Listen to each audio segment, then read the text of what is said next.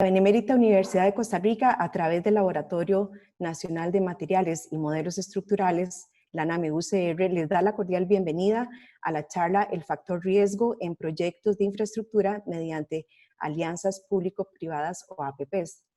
Para el Programa de Infraestructura de Transporte, PITRA, de la NAME-UCR, es motivo de satisfacción realizar esta actividad virtual, ya que damos continuidad al Plan Anual de Capacitación 2020, el cual responde al cumplimiento de las tareas de ley en transferencia de tecnología y capacitación a profesionales de diferentes áreas vinculados a la gestión de infraestructura de transporte. En estas circunstancias que vive el país y el mundo a causa del COVID-19, se hace fundamental adaptarnos y aprovechar las herramientas tecnológicas para continuar brindándoles a ustedes este servicio. Nos es grato saber que contamos con la participación de profesionales del sector público y privado. Gracias por su participación acá en esta actividad. Esta charla estará a cargo del ingeniero Ricardo Chacón Vega. Él es licenciado en Ingeniería Civil por la Universidad de Costa Rica. Es máster internacional en Construcción Internacional y Administración de Proyectos de la Universidad de Tsinghua en Beijing, China. Actualmente labora como consultor CBRE en Singapur, ASEAN o Asociación de Naciones del Sudeste Asiático. Es fundador de la plataforma digital Infraestructura Inquieta. Entre sus temas de interés están APPs, asignación de riesgos, gestión de proyectos, políticas públicas y bienes raíces. El objetivo de esta charla es conocer el factor riesgo en las APPs y analizar la distribución de riesgos en proyectos APPs de infraestructura en Costa Rica. Como moderador de la actividad nos acompaña el ingeniero José David Rodríguez Morera. Él es licenciado en Ingeniería Civil por la Universidad de Costa Rica, cuenta con 8 años de experiencia en auditoría técnica y en áreas como gestión de infraestructura y políticas públicas. Actualmente labora en la unidad de auditoría técnica de la NAME-UCR. Le cedo la palabra al ingeniero Rodríguez. Muchas gracias.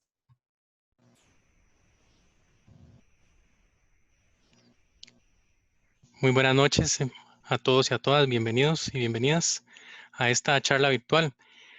Las asociaciones público-privadas son un instrumento de gran relevancia para el desarrollo de infraestructura, pues como lo veremos a continuación, ofrecen una serie de beneficios a los países para poder construir y mantener infraestructura pública. Sin embargo, tal como lo hemos discutido muchas veces y como lo han señalado organismos especializados como el Banco Interamericano de Desarrollo, la trayectoria del tema no solo en Costa Rica, sino en América Latina, ha dejado claro que su implementación conlleva una serie de retos importantes.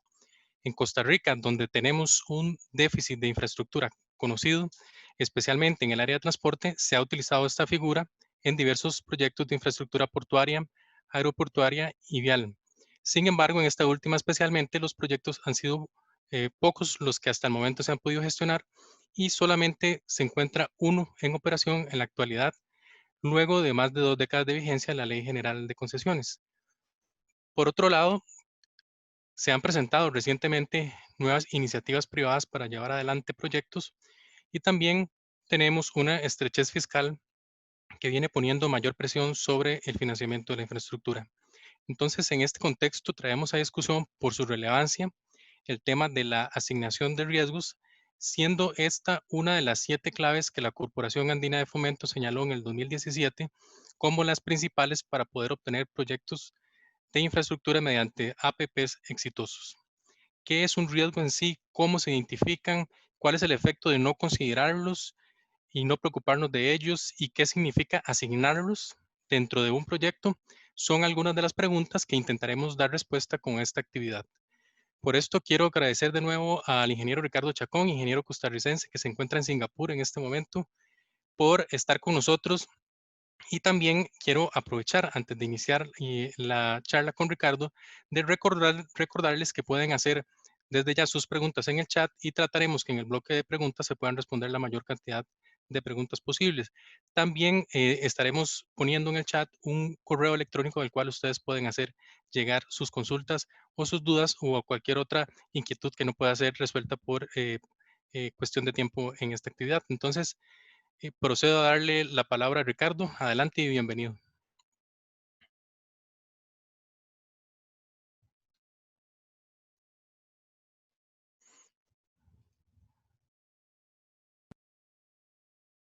Buenas tardes, José y Raquel, y buenas tardes, participantes. Un gusto de verdad estar acá con ustedes compartiendo sobre este tema.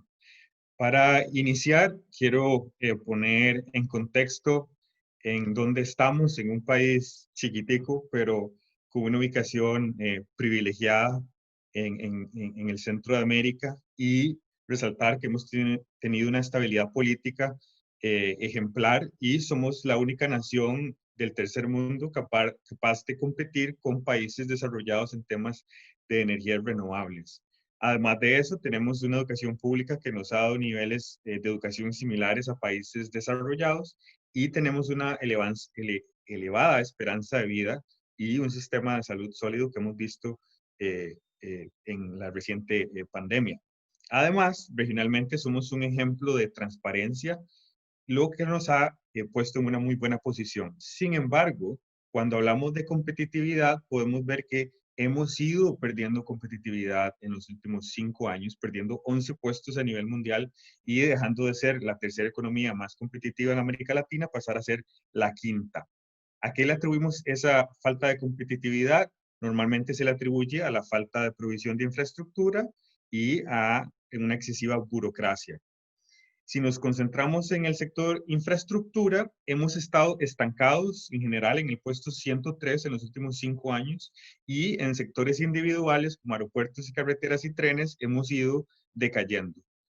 Solo dimos un salto en la parte de puertos del puesto 115 al 79 en estos últimos 5 años.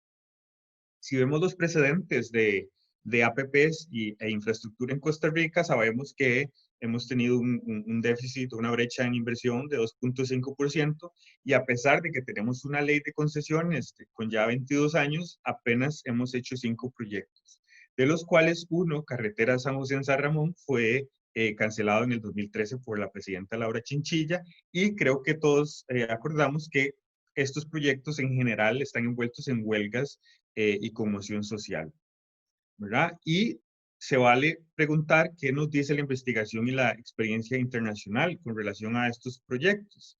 Y si revisamos la literatura, nos damos cuenta de que los factores críticos de éxito en APPs, en segundo lugar aparece una distribución de riesgos vía contractuales, ¿verdad? Distribución de riesgos vía riesgos contractuales.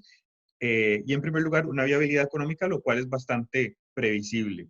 Y es que precisamente el modelo APP se diferencia a los modelos tradicionales en que los riesgos se transfieren al sector privado, ¿verdad? Desde una transferencia baja que conocemos en los contratos de servicio, los modelos tradicionales o fideicomiso, a un proceso de concesión en que se transfieren los riesgos, ¿verdad? Y, de nuevo, concesión obviamente no es privatización, en que se transfiere el 100% de los riesgos. Esa es la parte de privatización, ¿verdad? Y esos riesgos, ¿a quiénes se le transfieren? Bueno, un riesgo lo puede asumir el sector privado, pero también lo puede asumir el sector público, o en un tercer caso se le puede asignar a los usuarios, ¿verdad? En su caso, el gobierno negocia en, en favor de los usuarios, ¿verdad? Y entre menor sea el grado de mala distribución de riesgos, entre más acertado sea nuestra distribución de riesgos entre estas tres partes, más exitoso será el proyecto. ¿Qué nos dice la literatura también en evidencia de mala distribución de riesgos? A ver si alguno de estos se les hace conocido. Una decisión no se puede hacer en el momento oportuno, el contrato tiende a dar más ventaja al dueño del proyecto, hay desinformación, una respuesta apropiada no puede ser dada de manera efectiva, falta planeamiento apropiado y control del proyecto, la relación entre ambas partes es más jerárquica que una verdadera asociación, y durante la construcción y operación hay una clara falta de efectividad y de eficiencia, y en general los usuarios se mantienen satisfechos. Y ahora nos preguntamos, ¿cómo lo solucionamos, verdad? Y tenemos que referirnos a hacer una mejor distribución de riesgos y una distribución de riesgos efectiva, ¿verdad? Entonces, hoy vamos a dividir la charla en 4 partes. Vamos a definir términos de infraestructura para asegurarnos que estamos hablando el mismo idioma. Vamos a indagar sobre cuáles son los riesgos, sus categorías, cómo están distribuidos, y vamos a ver ejemplos aplicados en el caso de Costa Rica. y vamos a cerrar con una conclusión rápida y recomendaciones. Empezamos con fundamentos de infraestructura y vamos a definir infraestructura. Y es muy importante darnos cuenta que esto no es solo de carreteras o aeropuertos o puertos, sino que existe la infraestructura social, ¿verdad? En instalaciones de educación, hospitales, prisiones, infraestructura de turismo e infraestructura de recreación. Y es muy importante conocer que los modelos APP y la distribución de riesgos también se puede aplicar en esta área. Para definir alianzas público-privadas, tenemos que es una cooperación de largo plazo, ¿verdad? Contractualmente entre el sector público y privado para el cumplimiento de tareas públicas, combinando los recursos necesarios de los socios y, ojo, distribuyendo apropiadamente los riesgos del proyecto según la competencia de la gestión de riesgos de los socios. Alianzas público-privadas no es un modelo de financiamiento, ¿verdad? Es un modelo para distribuir los riesgos en el proyecto. No importa si estamos en Costa Rica o si estamos en China, hay similitudes que comparten todos los proyectos APP, los riesgos se comparten entre las partes, hay inversión privada y un enfoque en el ciclo de vida del proyecto, hay una relación contractual de largo plazo de varias décadas y hay innovación, ¿verdad? Relacionada con resultados, niveles de servicio y mecanismos de pago. Y un riesgo como tal es una condición que de ocurrir tendría un efecto positivo o negativo en los objetivos del proyecto. Son inherentes a todo proyecto y los tenemos que administrar. Ahora entramos en la parte de riesgos en proyectos APP. Y primero es importante ver cómo podemos categorizar esos riesgos, ¿verdad? Si tenemos un proyecto conceptualmente en este círculo, fuera de la frontera de ese proyecto, vamos a tener riesgos en un nivel macro, que son externos al proyecto y que normalmente los involucrados no tienen ninguna injerencia en manejar su ocurrencia. Dentro de las fronteras del proyecto vamos a tener riesgos en una categoría meso, ¿verdad? Y en esta categoría pues se tiene una injerencia sobre cómo manejarlos. Y a nivel micro vamos a tener muy importante niveles relacionados con las relaciones de las partes involucradas, ¿verdad? Con aspectos más suaves entre personas, menos técnicos. Vamos a ver cuáles son los riesgos de nivel macro.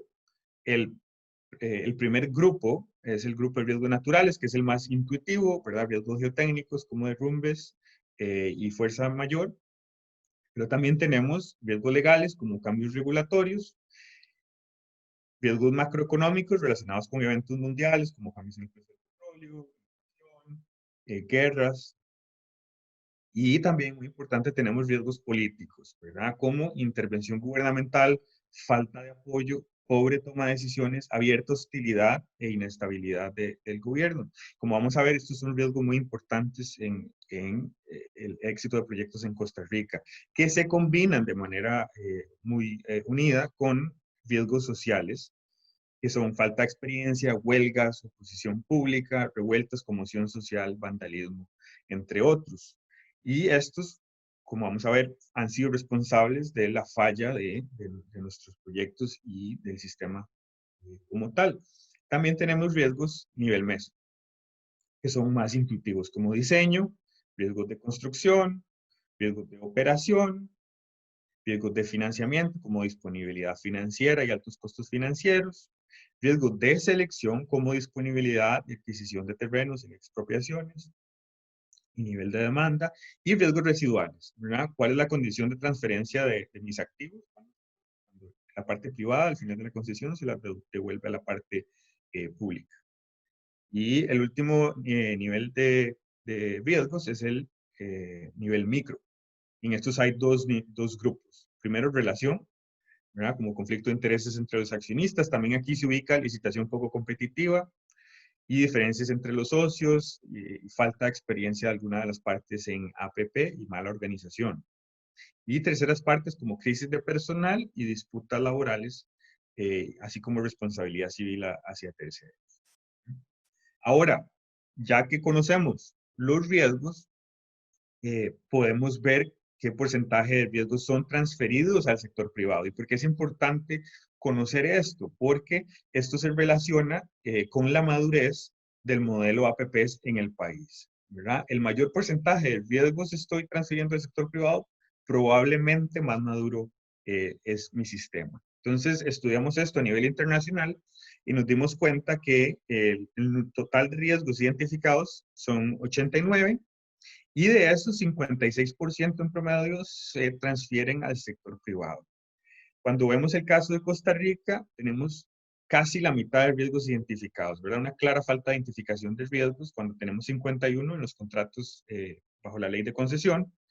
Y de eso, sin embargo, 60% aparecen como transferidos al sector privado. Como vamos a ver más adelante, hay una intención de transferir los riesgos, pero esto no se ha hecho de manera efectiva por no tener arreglos contractuales y prácticas sólidas. Cuando vemos a los países estudiados, vemos cómo economías con experiencia como el Reino Unido y Australia transfieren cerca del 70% de los riesgos al sector privado, ¿verdad? Mientras que economías más conservadoras como India o China andan cerca por debajo del 50%. Y vemos Costa Rica con unas prácticas bastante ambiciosas en que se transfiere el 60%, pero como de nuevo repito, esto no se ha logrado, no se ha logrado alcanzar en la práctica. Vamos a ver unos ejemplos aplicados, cómo estos riesgos aparecen en varias partes de nuestro país. Y lo primero que vamos a revisar es la parte de documentos contractuales, ¿verdad? Algunos de estos proyectos dados en concesión. Y vamos a evidenciar algunos de ellos como ausencia de riesgos, ¿verdad? Y vamos a empezar con el contrato del corredor San José-San Ramón. Y en el capítulo 2 hay una definición de riesgos, ¿verdad? Y vemos que se identifican algunos de construcción, grupos de operación, financiero, fuerza mayor, ambiental y contractual, ¿verdad? Y vemos que hay una falta de algunos otros de riesgos, que algunos de ellos podrán estar embebidos en algunas otras partes del contrato, pero lo que quiero aquí es ejemplificar una falta centrada y clara de todos los riesgos que conlleva un proyecto de esta magnitud y específicamente una mención a riesgos políticos y sociales que fueron especialmente influyentes en este proyecto. Vamos a ver este riesgo de condiciones geológicas, de nuevo utilizando el corredor San José-San Ramón y una contradicción en una misma cláusula del contrato. Entonces, vean, la administración dice que no reconocerá reajustes. Se considera que en la estimación realizada por el concesionario están incluidos los costos asociados a los riesgos ambientales, geológicos y del estado de infraestructura actual. Y en una segunda parte, dice los sobrecostos relacionados serán compensados por la administración concedente. Entonces, en una misma cláusula tenemos una contradicción de quién tiene que asumir esa responsabilidad. Y lo que pasa normalmente es que el concesionario o el sector privado lleva las de ganar, ¿verdad? Y cuando ese riesgo no es transferido de manera efectiva y se le devuelve a la parte pública, normalmente lo hace de una manera más costosa y más engorrosa.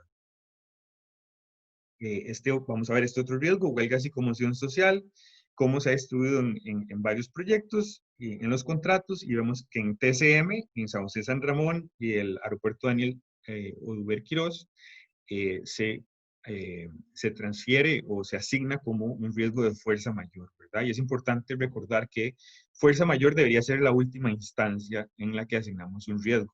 Antes de llegar a ese punto debería ya estar definido y debería estar asignado entre las partes. Cuando vemos la terminal granelera de Puerto Caldera, es mencionado en el contrato, porque ya había un historial claro de fuertes sindicatos y de alta oposición. Y en contraparte tenemos la ruta 27, en que este riesgo está completamente ausente del contrato, ¿verdad? Y creo que podemos relacionar con la percepción que hemos tenido del nivel de huelgas y conmoción social que, por ejemplo, Puerto Caldera y San José Caldera han tenido en el quehacer nacional.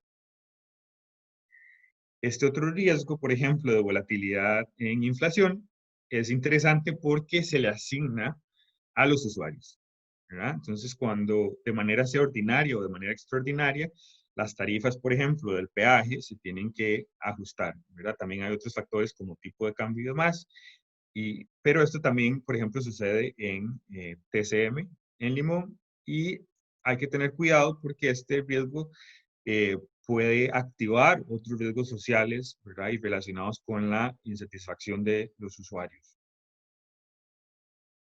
Vamos a ver ahora el riesgo de intervención gubernamental, ¿verdad? Y esto es lo que vemos que se materializó en el corredor San José-San Ramón, en cuando Laura Chinchilla cancela el proyecto, ¿verdad? El asunto es que aquí a nivel nacional hemos visto discusiones de que esperamos interrumpir cualquier concesión y luego no asumir ninguna consecuencia por eso.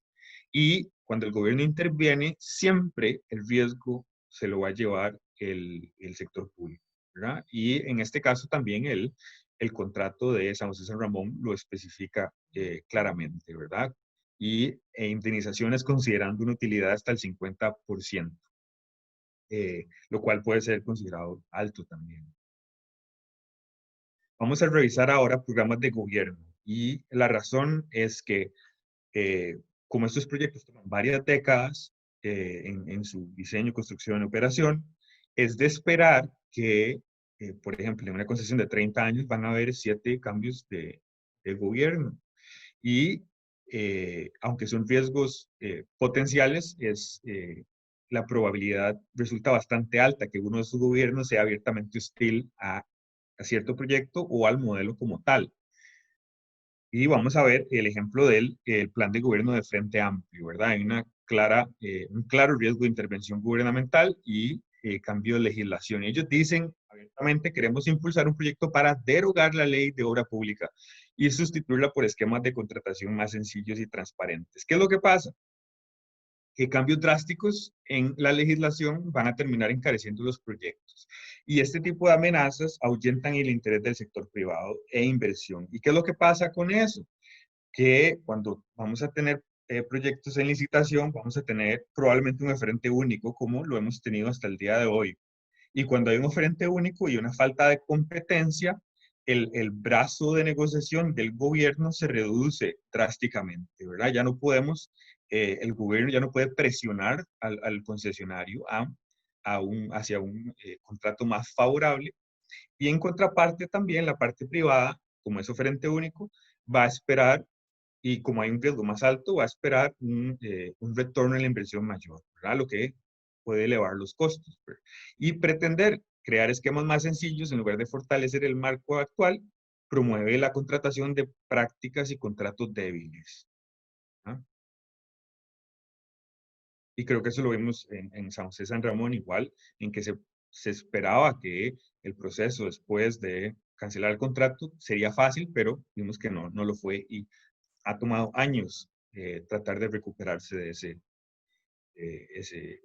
esa acción, ¿verdad? También hay un riesgo, vamos a ver, de fuerte oposición y hostilidad política. Y ellos dicen, apostamos un modelo de concesiones que traslada todo el riesgo al Estado, encarece excesivamente los proyectos y fomenta la corrupción. Creo que la parte de trasladar todos los riesgos al Estado, ya sabemos que no es el caso. Sin embargo, lo que vamos a traducir esto, lo que se pueden estar refiriendo es que los riesgos no han sido transferidos de una manera efectiva, ¿verdad? No, no encarece los costos. Ruta 27 tiene costos por debajo de proyectos similares y desafortunadamente la corrupción es algo profundamente embebido en la industria de la construcción a nivel mundial. Sin embargo, el modelo APP alinea los intereses de ambas partes, lo que en teoría reduce la posibilidad de corrupción. Y vemos también, tenemos que ver que los casos polémicos de corrupción en Costa Rica también han sido casos en que se han contratado por medio de modelos tradicionales. Y ahora vamos a ver riesgos en medios de comunicación y redes sociales. Y para esto voy a usar el ejemplo de un debate del 14 de mayo de 2016 en CINAR sobre el costo de la Ruta 27. ¿Ah? El señor Javier Cambronero, abiertamente opuesto a los modelos, dice, curiosamente voy a la página 217 del CNC y no aparecen las páginas del contrato. Y esto fue una acusación falsa que yo denuncié en su momento. Yo estaba en China en ese momento y pude encontrar esas páginas, estaban ahí. Sin embargo, cuando están estos debates en vivos, hay miles de personas viendo eso, que van luego a terminar el programa y se van a ir con esa idea en la cabeza. Y esas insinuaciones y esa creencia de falta de transparencia puede ser tremendamente dañina para la reputación institucional y para la estabilidad. Él también dice, hemos sido tardíos en cuanto a la instalación de un órgano fiscalizador y no hemos podido establecer con claridad cuáles son los ingresos de Global BA. Y con mucha razón evidencia esa falta de un órgano fiscalizador, ¿verdad? Que opere de manera objetiva y de manera clara y que comunique sus hallazgos de manera expedita hacia la opinión pública y que genere ese ambiente de confianza y transparencia, ¿no? Y también él se refiere a los puentes que se excluyen del alcance del proyecto. Dice, cualquier tipo de intervención se considera como obras sociales. Yo nunca he visto un contrato donde se diga que los puentes no se tocan. ¿Y qué es lo que pasa acá? Si indagamos en distribución de riesgos, vemos que el riesgo del grupo construcción de efectos latentes no divulgados en infraestructura existente, en el caso de este proyecto, se le asigna al sector público, ¿verdad? Pero vemos que de pronto a nivel internacional se le prefiere asignar al sector privado, ¿verdad? Entonces la incomodidad y la inseguridad y la falta de transparencia que él puede estar experimentando como ciudadano puede ser debido a esta distribución, esta asignación de riesgo que de pronto no fue la mejor. Y vamos a ver ahora el ejemplo de Bernal Gambía en este mismo debate en el del Grupo Cívico Santana, refiriéndose a uno de los tramos de la ruta, y él dice, las reparaciones las ha hecho el CONAVI. Lo cierto es que era responsabilidad de ellos, refiriéndose al concesionario.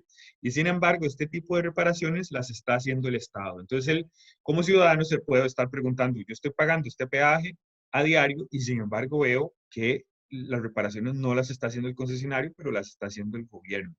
¿Y qué es lo que pasa? Que en la etapa de licitación los estudios geológicos y geotécnicos fueron aportados por la parte pública, pero luego esperamos que la parte privada asuma los riesgos relacionados con construcción, ¿verdad? Entonces, esta contradicción, de nuevo, le hace muy fácil al concesionario devolverle el riesgo al sector público, ¿verdad? Y por ende generar esta incomodidad, insatisfacción en los usuarios, que además cuestionan si más bien es un asunto de transparencia, algo que no están viendo, ¿verdad? Y lo que está pasando es que hay una mala distribución de riesgos. Y ahora vamos a ver un poco sobre estrategias de comunicación. Y esto, falencias en esta parte de comunicación, se le atribuye en gran parte al fallo de la carretera San José-San Ramón, ¿verdad? En el que no se comunicó con claridad cuáles eran los objetivos por alcanzar, las razones del costo inicial, método para fijación de tarifas, por qué se elige cierto concesionario o no, cuál es la distribución de riesgos, ¿verdad? Y razones por los atrasos.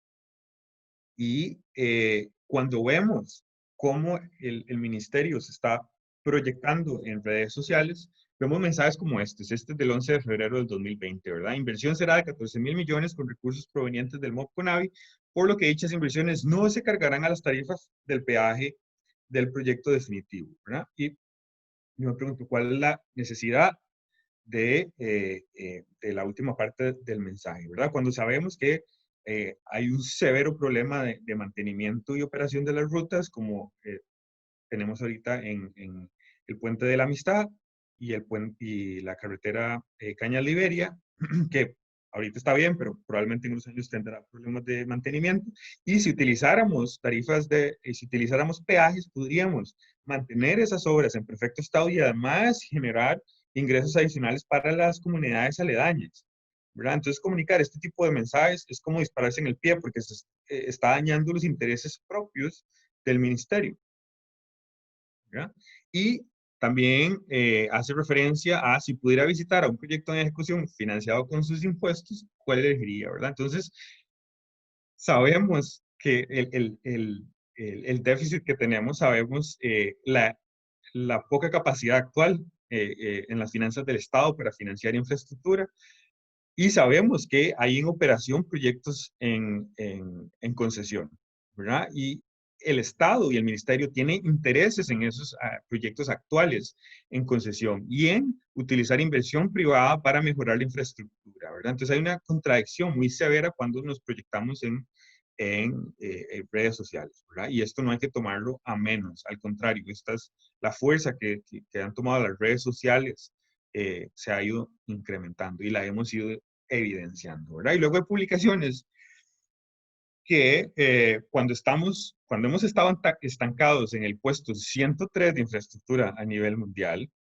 y cuando hemos tenido problemas severos como carreteras a José San Ramón, no están comunicando que sea una institución objetiva, que sea una institución conocedora, profesional de los temas que hay. Y el problema viene cuando tenemos un proyecto polémico y hayan debates, como lo vimos de nuevo en San Ramón, Pedro Castro, Paul Brenes, y el ministerio necesita proyectarse como una institución sólida que conoce y que está clara en lo que tiene que hacer en el proyecto, ¿verdad? Y luego tenemos publicaciones como esta que rayan o no rayan, que son abiertamente cínicas. Y lo digo porque ¿qué creen ustedes que van a pensar las familias, los amigos de las personas que han fallecido en choques con el tren, ¿verdad? Y vemos un ministerio que hace este tipo de publicaciones, ¿verdad? Y minimiza la gravedad de lo que vivimos en años pasados, ¿verdad? Y lo que ha sido, me parece, una campaña de sensibilización y evasión de responsabilidad en lo que tenemos. Y cuando vemos las estadísticas y vemos lo que nos dijeron en los últimos años de que todo choque, todo accidente era responsabilidad de ese o aquel imprudente, y vemos qué es lo que pasa en el 2019 cuando colocan agujas y los fallecidos pasan a cero. ¿Qué creen ustedes que pueden sentir las familias de estos 18 fallecidos si de pronto las agujas hubieran sido colocadas en el 2015? ¿Verdad? La historia sería diferente. Ahora, quiero revisar cuáles potencialmente pueden ser riesgos importantes a futuro y que de pronto no estamos considerando.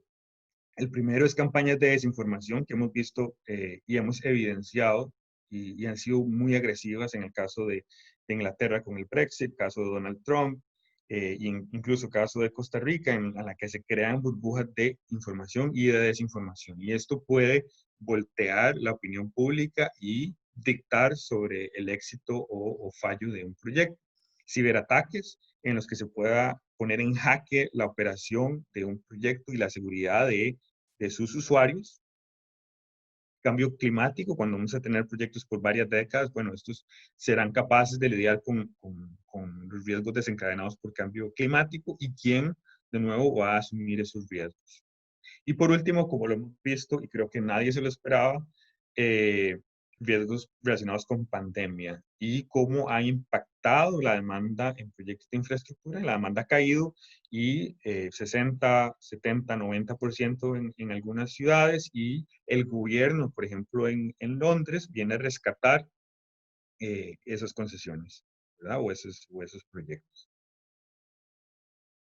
Ahora voy a concluir y dar unas recomendaciones, y es con relación a la condición actual en la que estamos, en un círculo vicioso en que tenemos fallas de comunicación, transparencia y rendición de cuentas, ambiente de hostilidad e incertidumbre hacia la figura de concesión que causa un ambiente de inversión poco atractivo. Entonces terminamos con oferentes únicos, un gobierno que no tiene la capacidad de negociación que debería, y un retorno en la inversión esperado que puede elevar los costos, y una persecución y cuestionamiento de instituciones públicas y funcionarios, ¿verdad? Entonces cuando yo hago estas anotaciones no es personal, ¿verdad? Pero si en el ambiente en Costa Rica hay una constante persecución, lo que ha causado una falta de recursos humanos y apoyo interinstitucional, que al final nos deja en una parálisis de ejecución y políticas y prácticas débiles.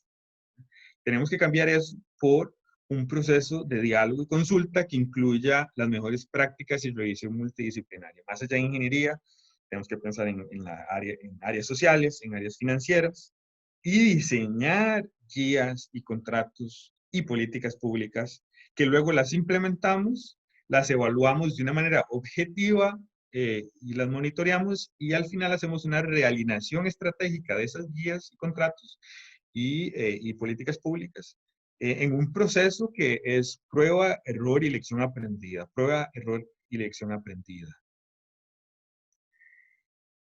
Y así es como llegamos a la parte de recomendaciones, en la cual invito a hacer mayor investigación académica multidisciplinaria en distintas áreas, fortalecer los órganos fiscalizadores, crear una guía APP, mejorar increíblemente las estrategias de comunicación. Vean qué interesante el lenguaje corporal de Pedro Castro, ¿verdad? Totalmente cerrado, la manera en que se visten, a quién va a oír la audiencia, ¿verdad? En quién va a confiar la audiencia. Y tenemos que prestarle especial atención en Costa Rica a los riesgos políticos y sociales. Y con esta última lámina termino. Muchas gracias. Espero estemos a tiempo todavía y espero sus preguntas. Con gusto. Muchas gracias, Ricardo. Muchas gracias por tus Gracias. puntos de vista y estos conceptos presentados. Tenemos hasta el momento alrededor de 6 preguntas. Todavía tenemos tiempo, entonces, Ricardo, sé que esto es un tema súper amplio, pero tal vez te voy a pedir hacer como un súper ejercicio de síntesis en las respuestas para poder atenderlas, todas las que tenemos hasta el momento por lo menos. Entonces, iniciamos con una pregunta del ingeniero Abraham Pérez. ¿Por qué cuando se habla de Costa Rica se dice que no ha logrado transferir más riesgos? Se buscan porcentajes altos para transferir al privado. ¿Debería ser equilibrada? ¿No debería ser equilibrada la distribución de los riesgos? Muy buena pregunta. Gracias, José. No necesariamente, no tiene que ser equilibrada. Razón cual, usualmente en los concesionarios buscamos la experiencia que tengan y la capacidad de lidiar con ellos. Y pues normalmente lo que hemos visto en otras partes del mundo es que la mayoría de estos riesgos en operación, el concesionario es capaz de manejarlos con mayor eficiencia, a un costo menor, ¿verdad? Ahora, si nos ponemos teóricos en un caso ideal en que de pronto en X país el gobierno tiene la capacidad de lidiar con los 50% de los riesgos mejor que el otro 50%, pues ese podría ser el caso, ¿verdad? Pero no es que el 50% va a ser mejor. Ok. Nos pregunta don Daniel Figueroa, ¿qué importancia le daría la etapa de formulación y evaluación de los proyectos en el tema de las APP? Me preocupa, dice don Daniel, que se habla de hacer proyectos por APP sin que antes las etapas de prefactibilidad o factibilidad estén concluidas. Mm. Pues es importantísimo, ¿verdad? Es importantísimo hacer esas evaluaciones de factibilidad. Eso es diferente a, por ejemplo, hacer estudios más detallados que luego se pretendan usar en diseño y construcción, ¿verdad? Eso es distinto. Tenemos que hacer la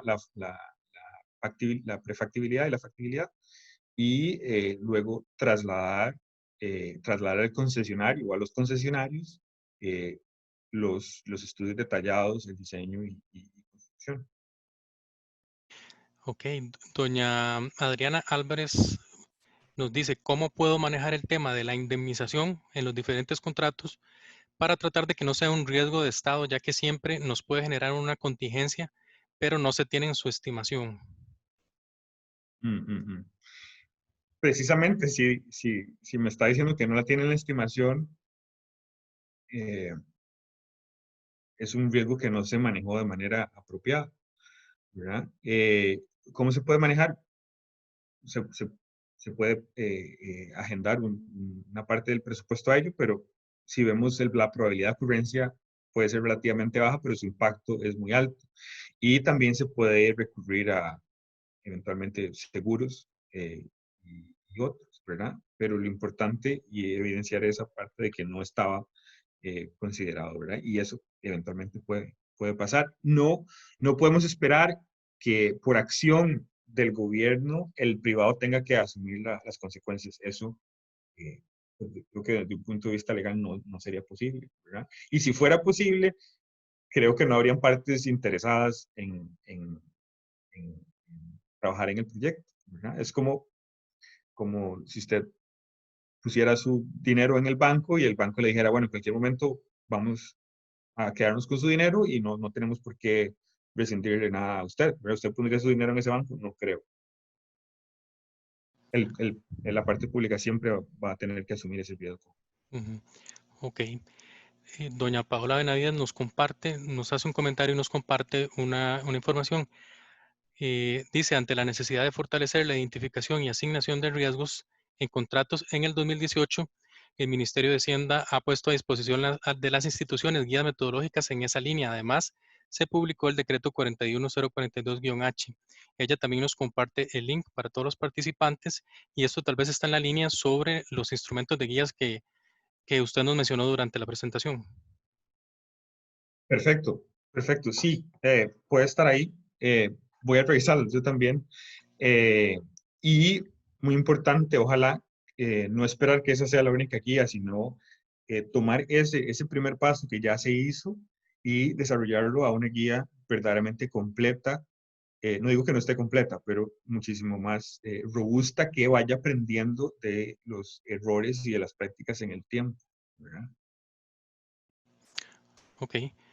Tenemos un comentario del colega Abraham Pérez. El objetivo de ese comunicado del MOP, el cual fue referido al final de la presentación, uno de los ejemplos, en el caso de San José de San Ramón, es hacer amigable socialmente el proyecto. Me parece que se refiere a decir que los costos no se cargaban a las tarifas de peaje. Don Abraham también menciona, difiero completamente de la postura sobre el MOP para temas de comunicación en redes. Sí, pues cada quien es libre de tener su opinión. Lo que sí quiero hacer énfasis es, primero, no es algo personal, ¿verdad? Y no es algo dirigido hacia los funcionarios, pero más bien hacia la estrategia que se está manejando en comunicación, ¿verdad? Y creo que lo hemos visto en algunos ejemplos con esta pandemia, por ejemplo, en que la solidez y la objetividad y la reputación de las instituciones públicas a través de redes sociales es crítica para mantener el orden social y para mantener la paz y para mantener en marcha ciertos proyectos o programas del gobierno, ¿verdad? Y cuando estamos en una posición estancada en el puesto 103, creo que estamos en una posición para repensar también cuál es el mensaje que estamos comunicando y si lo cambiáramos, podríamos mejorar cómo estamos siendo percibidos y mejorar el apoyo que tenemos para los proyectos que necesitamos hacer, ¿verdad? Porque el apoyo público, una democracia tan fuerte como Costa Rica, es importantísimo, ¿verdad? Ok, tenemos una consulta de Gaby Celedón. ¿Cuáles países de los que usted ha estudiado han manejado mejor los riesgos con éxito de modo que se pueda tropicalizar esa experiencia en la elaboración de contratos? Porque evidentemente es en ellos donde se establece la distribución de riesgo y es importante porque se busca financiar muchos proyectos por APP. Perfecto. Creo que los países líderes son el Reino Unido. Ellos fueron creo que los primeros en usar este método. Y Australia también, ¿verdad? Y Australia es un caso muy interesante porque bueno, tiene guías muy fuertes y también ellos no usan el modelo APP porque no tienen dinero, ¿verdad? Porque sí lo tienen. Si lo quisieran hacer por el modelo público, por el modelo tradicional, lo harían. Pero ellos hacen una evaluación muy minuciosa en cada uno de los proyectos y estiman el valor por el dinero que cada uno de los modelos puede tener y con base en eso se hace la decisión, ¿verdad? Ellos no usan APPs por un tema de financiamiento, no tienen las restricciones que, por ejemplo, tiene Costa Rica. Y creo que esos son modelos muy interesantes a seguir y tropicalizar, como ya mencioné.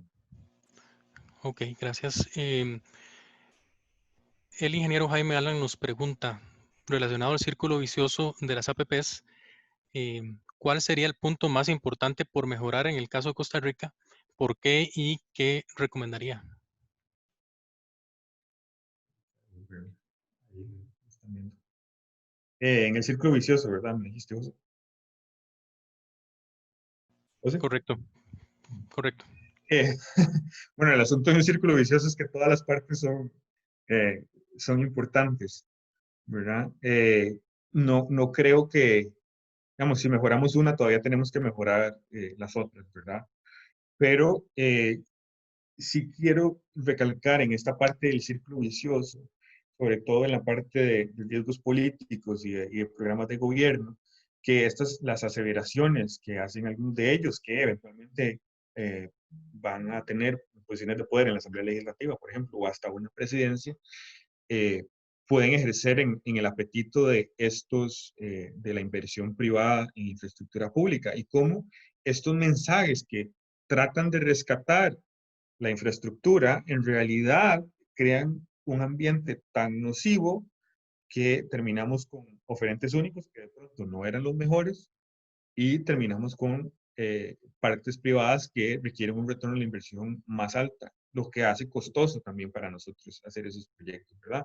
Y es importante que evidenciemos eso y que cuando lo veamos suceder, seamos conscientes del daño que puede estar causando. Hay un comentario y pregunta de Walter Ledesma. La interinstitucionalidad que converge en Costa Rica aletarga el desarrollo de los proyectos en su etapa de prefactibilidad. ¿Unificaría usted el análisis de los proyectos, perdón, en una sola institución y cuál sería esta institución en su criterio?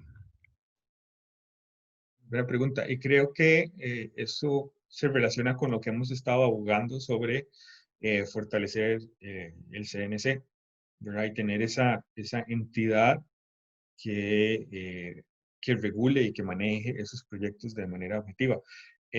Y la interrelación que vaya a tener el CNC con otras instituciones, creo que es un tema muy complejo y que yo sé que tiene una maraña de causas y consecuencias que vale la pena estudiar, ¿verdad? Pero siempre sí hay instituciones encargadas de regular estos asuntos, ¿verdad? Y hay que fortalecerlas, no de pronto distribuirlo a cada quien podría causar más problemas. Y con esto también vemos lo que como otras economías lo han manejado. Y normalmente hay instituciones específicamente encargadas de manejar estos proyectos. Tenemos un comentario de Cristina Castro. Lleva razón en la desinformación. ¿Cómo considera que se debe atacar el asunto? Ya que además incide en el factor cultural y social. ¿Qué soluciones se pueden dar desde su perspectiva? Ok, perfecto. Muy buena pregunta.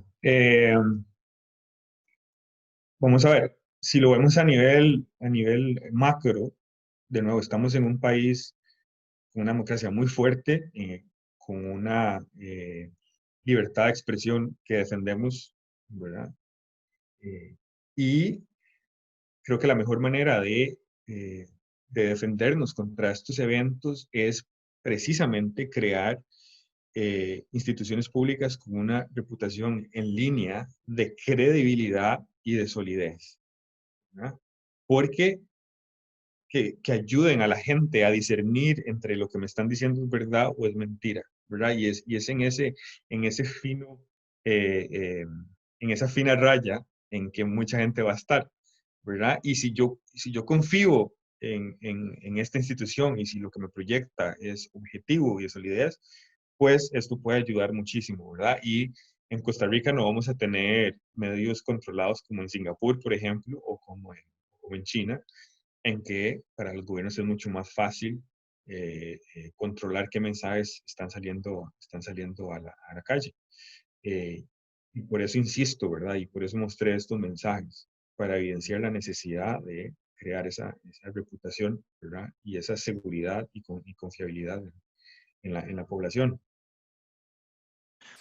Ricardo, tenemos una pregunta muy importante en este contexto que estamos viviendo de don Carlos Rueda. Dice, el riesgo de operación ante la situación actual de pandemia, ¿cómo podemos aprender a futuro para futuros contratos, futuros proyectos?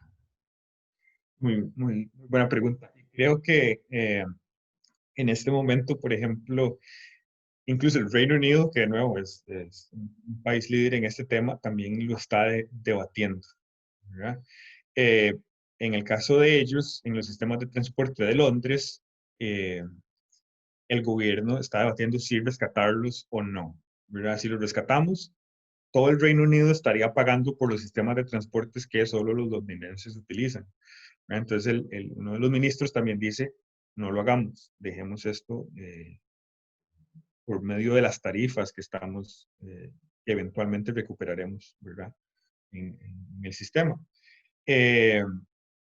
Sin duda es un riesgo de fuerza mayor que normalmente es compartido y en el caso de las pandemias específicamente, hemos visto que esta es la primera que estamos viviendo, pero si vemos la historia son más o menos regulares. Hace poco teníamos H1N1, teníamos SARS, ¿verdad?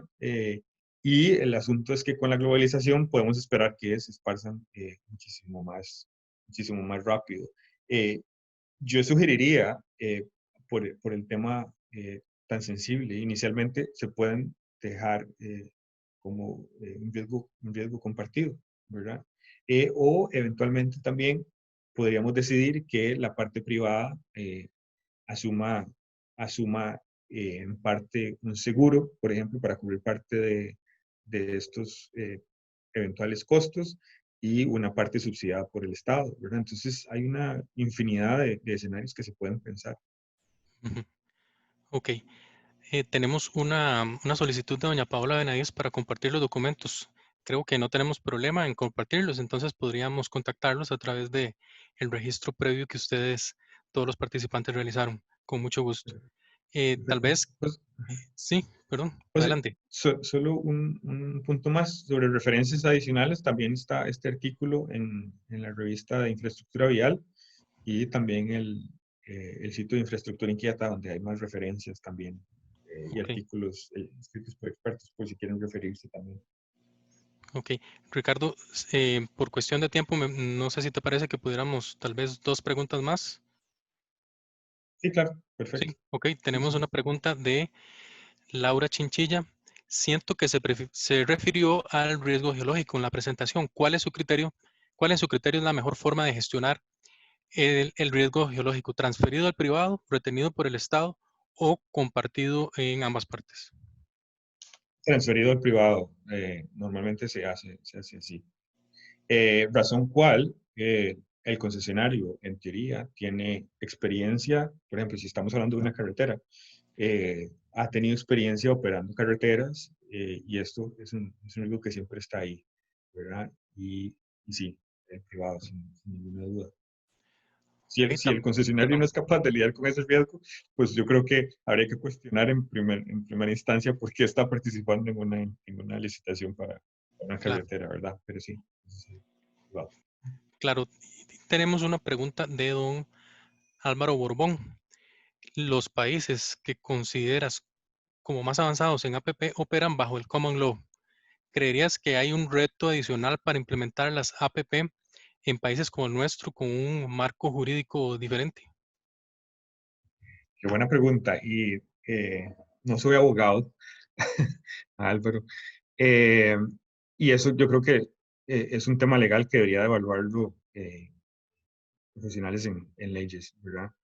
Pero en Costa Rica sí hay un asunto social y de cultura, ¿verdad? Que hemos tenido y que son especialmente relevantes y que por eso no se podría, hay que tropicalizar a nuestro país. Entonces, aparte de esto que se puede estar refiriendo a Álvaro Borbón, es necesario que consideremos la versión cultural que tenemos hacia la inversión privada en infraestructura y hacia el pensamiento de que la infraestructura que tenemos es gratis, ¿verdad? Y además a la libertad de expresión que tenemos también que eh, exacerba y desencadena riesgos sociales, ¿verdad? Entonces, aparte de la aplicabilidad en un tema legal, también tenemos que pensar la aplicabilidad en un tema social.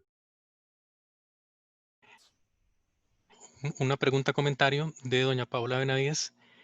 Creo que es importante mencionar, dice doña Paola, que la transferencia de riesgos al privado debe ser óptima en términos de que sea el mejor para administrarlo y tenga la capacidad financiera para asumirlo. dice que le agradecería si pudiera ampliar un poquito en ese punto. Entonces, ¿me puedes repetir esa pregunta, por Claro. favor? El comentario pregunta de doña Paola dice, creo que es importante mencionar que la transferencia de riesgos al privado debe ser óptima en términos de que sea el mejor para administrarlo y tenga la capacidad financiera también para asumirlo. Entonces, le Ujú. gustaría que pudieras referirte Claro, un poquito más a ese claro, punto. claro. Y muy buena pregunta. Y eso nos podemos referir a cuáles son los criterios de esas partes, ¿verdad? Tenemos que asignársela a la parte que está clara sobre cuál riesgo está asumiendo, cuál parte tiene la mayor capacidad en términos de experiencia y de autoridad sobre un tema para hacerlo de manera eficiente, o sea, a un costo menor. También aquella parte que tiene, o aquel sector que tiene la capacidad y los recursos para lidiar con el riesgo, esa parte tiene que estar dispuesta a asumirla y también le tenemos que permitir a esa parte a cobrar un monto apropiado por asumir el riesgo. Entonces, no podemos esperar que un concesionario vaya a asumir un riesgo geológico, por ejemplo, y no le permitamos incluir eso en la tarifa que va a estar recibiendo, ¿verdad? Y una vez que identificamos esas partes, también podemos hablar cuáles son los factores que tenemos que considerar, ¿verdad? ¿Cuál es el riesgo asignado? ¿Quién tiene la mayor capacidad? ¿Cuál es el momento para asignar ese riesgo? ¿Y cuál es la mejor manera de asumir el riesgo, sea un seguro o sea contemplarlo en el presupuesto? Teníamos una última pregunta, pero acabas de mencionarlo como ejemplo, que era de don Abraham Pérez. El colega Abraham Pérez nos pregunta quién debe asumir el riesgo de gestión del suelo en este tipo de modelos. Sí. Perdón, no sé si don Abraham se refiere a otro tipo de concepto o el geotécnico. Vamos a ver. Si la pregunta es quién debe asumir, el de expropiaciones, se refiere al tema de expropiaciones. ¿Quién debe asumir el riesgo de la gestión de las expropiaciones, por ejemplo, en este tipo de modelo? Normalmente el gobierno es quien tiene la mayor capacidad de lidiar con este tema, ¿verdad? Y tiene que ser la parte pública, ¿verdad? Si tratáramos de asignárselo a la parte privada, probablemente saldría muy costoso, ¿verdad? Porque ellos no tienen injerencia en estos temas. Entonces, el público. Ricardo, muchísimas gracias. Hubo una amplia participación de todos los que se han unido a nosotros para esta charla virtual. Quisieran solamente, además de agradecerles a todos, hacer un pequeño cierre, porque como estarán pensando, esto es un tema complejo que tiene una incidencia directa en el éxito de los proyectos y ha jugado un papel importante en nuestras experiencias también. Y es importante tener en cuenta que en nuestro entorno inmediato también los países de la región están tomando sus decisiones acerca de institucionalidad, están modificando sus leyes, creando instituciones especializadas, adecuando su marco jurídico y los que ya tienen una experiencia y una trayectoria más larga, como el caso chileno o el caso colombiano, también han aprendido no solamente de sus éxitos, sino también de sus retos pendientes. Entonces, nosotros esperamos así haber contribuido a la comprensión conceptual y al debate sobre este tema para mejorar las debilidades que como país encontremos, ¿verdad? En esta herramienta para el desarrollo de infraestructura. Ricardo, de nuevo, muchísimas gracias por estar conectado desde Singapur y disponible para esta actividad virtual. En nombre de la Unidad de Normativa y Actualización Técnica de la NAME UCR y propiamente de la NAME UCR, les damos las gracias por haber participado y los invitamos a estar atentos y atentas a nuestra próxima ocasión por este medio. Muchísimas gracias y buenas noches. Muchas gracias, José. Muchas gracias, Raquel, y a todos por sus preguntas. Que estén bien.